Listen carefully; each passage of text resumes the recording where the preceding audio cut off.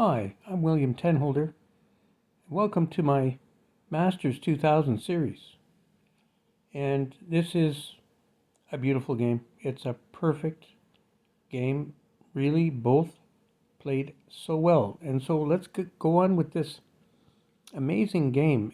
I started out with the Reti, but I turned it into the King's Indian Attack. So this is what it looks like when you do the King's Indian Attack. Yeah. So it's something that Bobby Fischer he loved that. He loved to do that formation. And he was successful from a teenager right to the end of his life. Yeah, beautiful. So look at that. You look at the move number 5. If you can castle on move 5, well, I usually win. And with this, it's a beautiful formation, beautiful defense. So let's look at this just wild game, but both players played so precisely. You know, it's just very precise play. Every move, is beautiful and precise. These last moves with the pawns, perfect. Very brave moves. You know, and so now we see the fight for the center, right? And looks like black is winning. However, the knight comes in and says, not so fast. I think that we could stop this little pawn rush. And so we did. And we're the first ones to take the open file. The open C file is gold. It's gold. If you're the first one in, now we also have a passed pawn. So, you have a passed pawn plus an open C file.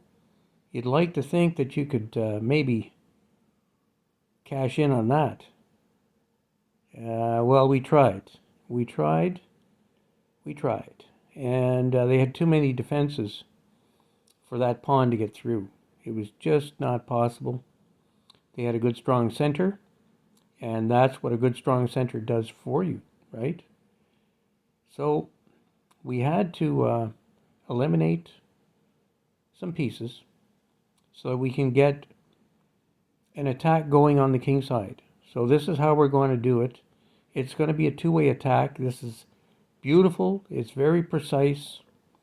And you can see how we're eliminating pieces so that we can get access for a king side attack.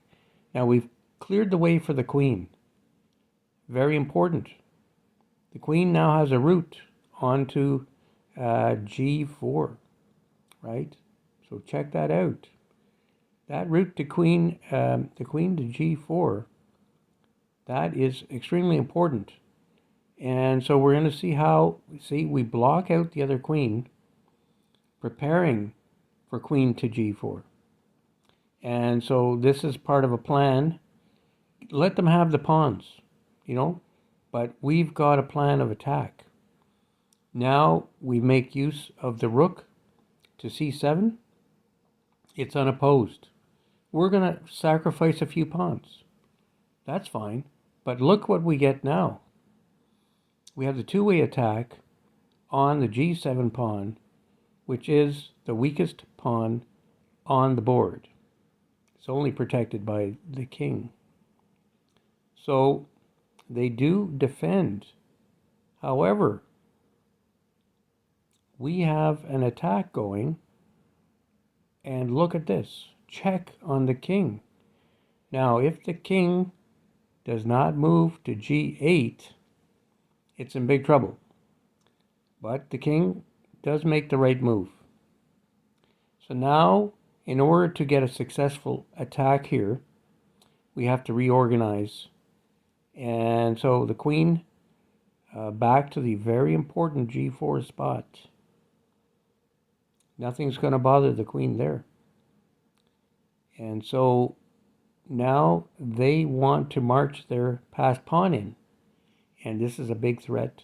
But we have a lot of defense for that d1 square. So let's move along and see how do we actually get a checkmate here. This is going to be a checkmate, and it's a beauty. We have to reorganize our pieces. It's all logical because the queen and the bishop are defending the d1 square where they want to put their pawn for a queen.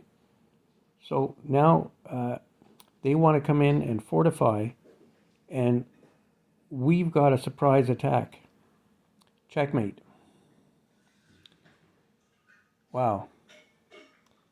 What a wild, wild, beautiful game. I'm William Tenholder, and I love chess.